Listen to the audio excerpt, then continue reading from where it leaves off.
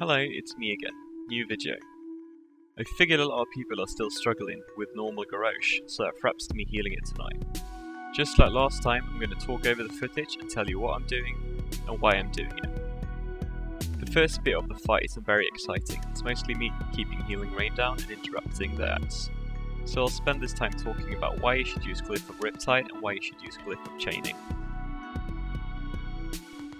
I'm going to explain this on a pretty high level and not go into too much detail. When you heal, there are about to be some downtime, some time where you don't need to cast anything. This time you should be spending blanketing the raid with Riptide. Why? Well, with the mana regen we currently have, together with a nerf to the Riptide mana cost, we can afford spamming Riptide without losing a lot of mana, or any mana at all. Having Riptide on a lot of targets means that you have multiple targets to chain heal, so you never have to chain heal someone without a Riptide, nor chain heal someone at full health. This will generate overhealing, sure, but with the legendary cloak, overhealing can be good. Having Riptide ticking on multiple targets and a legendary cloak proc is a lot of smart healing on the raid. Riptide in itself is also a pretty alright hot. As for the Glyph of Chaining, remember that chain heal is a smart heal. It will bounce to the targets with the lowest health. Those targets are almost always your highest priority, not only because they are in danger, but also because of how our mastery works. It's a pretty rare scenario that the lowest targets in your raid are very close together, meaning that most of your chain heals will result in overhealing. The range Glyph of Chain Heal provides will basically make sure that your chain heal always heals the lowest targets in your raid, giving you maximum benefit out of the spell when you cast it.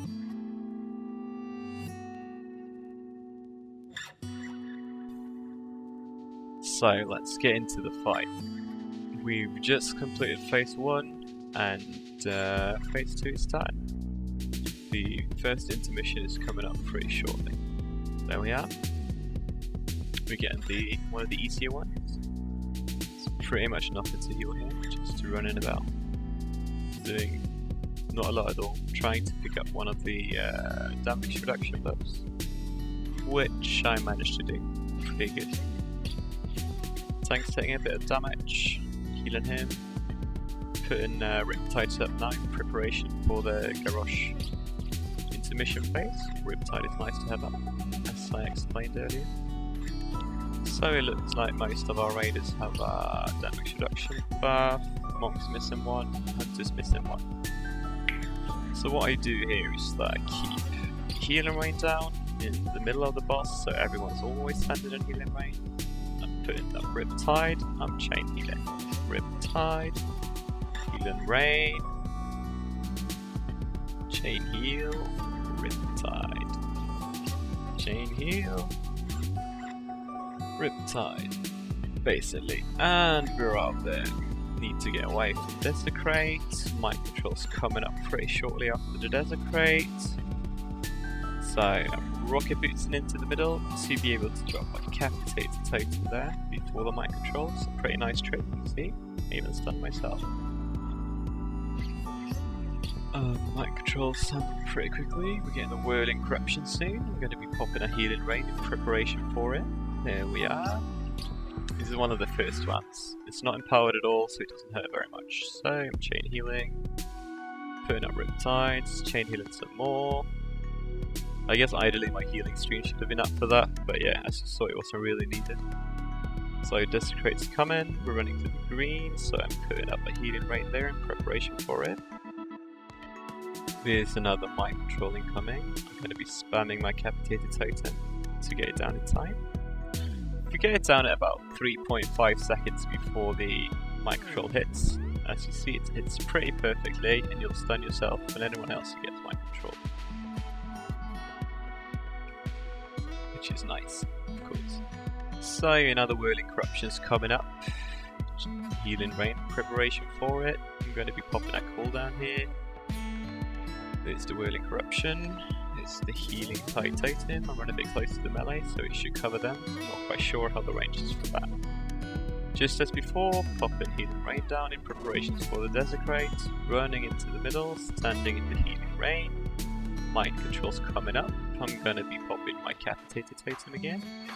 There we are, it's a bit late, but it's alright. He will still interrupt the first cast. Yeah, and as you see, the Capitated Totem stuns them almost instantly. It's really good. Boss is getting a bit lower, but like 50% now. Healing the tanks a bit. We're using half walls, half mains here, so the monk tank is pretty squishy. There's a crate. It's a bit of unfortunate timing, so I didn't really have time to prepare, but it's alright. Lines up with the Whirling Corruption again. This time I believe it's the monk's turn. Now it's actually my turn. So yeah, I pop Descendants and healing. Yeah, not really needed, but why not? I have the cooldown to afford it. Another intermission. This is the split raid one. Going left with half of the raid, going right with my part of the raid. Putting out Riptides on people, or actually healing the tank because he's really squishy. I don't normally have to heal the tank a lot here.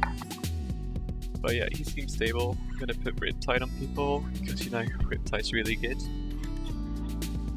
Healing the tank, the thingy dies.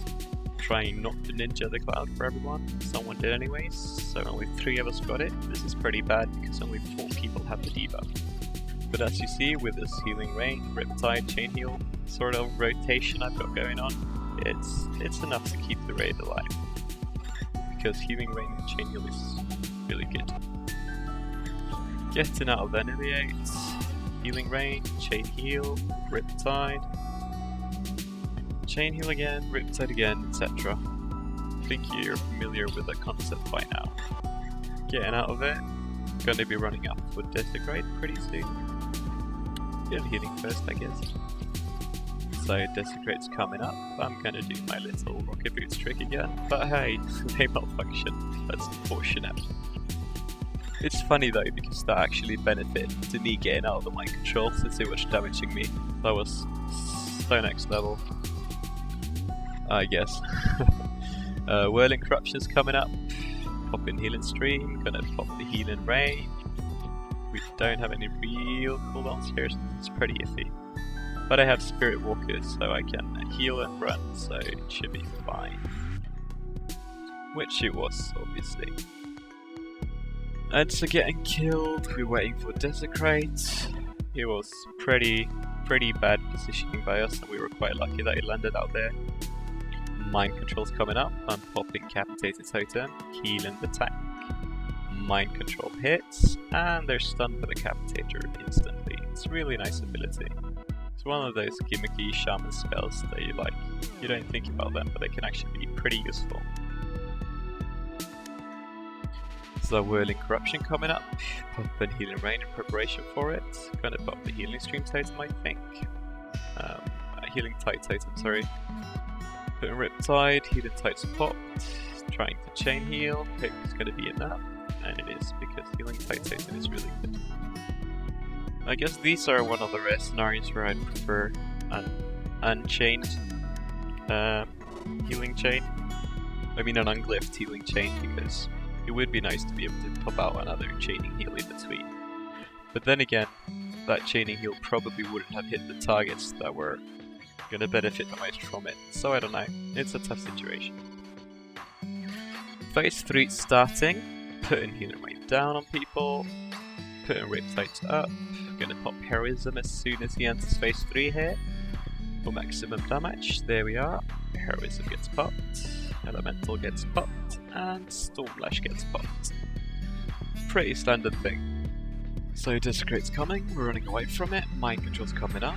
Capitated Totem gets popped, which is pretty useless here because, you know, the ads can't be stunned. But hey, it's a habit. It's a good habit. Doing damage to Garrosh, healing the tanks. I'm healing the tank a bit extra here because I know that he's squishy because it's an ult. So yeah, well I have time. There's Whirling again. We don't seem to have any cooldowns for it. It's a bit panicky right here, but we managed. I think actually we got Aura Mastery from the tank here, which is nice. Aura Mastery is so good. More healing. And fortunately our DPS is good enough that we just kill him before we get more shit on us and before we even have to deal with the ads, which can be a pain if you don't split them up properly. So yes, that was me healing Garrosh 10-man normal. And I think it was a pretty good overview of how Shamans can heal this efficiently. It went pretty well.